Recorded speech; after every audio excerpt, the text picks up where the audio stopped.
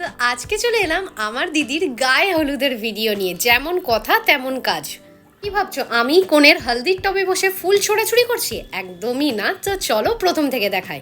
প্রথমেই সকালবেলা একদম সাজগোজ কমপ্লিট করে আজকে চলে এলাম ভেন্যুতে, যেখানে অ্যাকচুয়ালি বিয়ে হবে।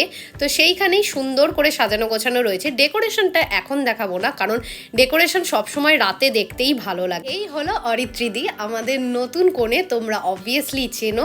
খুব সুন্দর লাগছিল কিন্তু দিদিকে সেদিনকে লেহেঙ্গাটা পরে।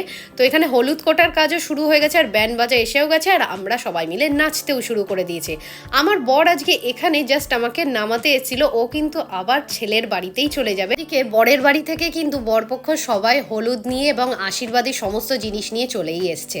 আর আমরা এখানে বসে সবাই মিলে কোল্ড ড্রিঙ্কস খাচ্ছি যতক্ষণ ভেতরে আশীর্বাদ চলছে, কারণ সেই দিনকে কিন্তু প্রচণ্ডই গরম ছিল।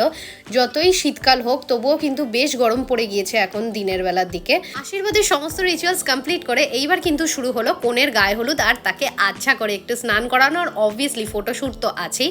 আর আমার বিয়ের সময় না এই হালদির টাবগুলো আমি প্রচুর খুঁজেছিলাম, একদমই তখন ছিল না অ্যাভেলেবেল। তো সেই জন্য একটুখানি শখ মেটাবার জন্য নিজেও একটু ভালোভাবে বসে পোজ দিয়ে ছবি তুলে নিলাম। এই ওয়েডিং সিজনে কার কটা বিয়ে বাড়ি পড়লো আর কেমন এনজয় করলে সেটা কিন্তু অবশ্যই আমাকে জানিও। রাতের বিয়ের ভিডিও খুব শীঘ্র আসছে।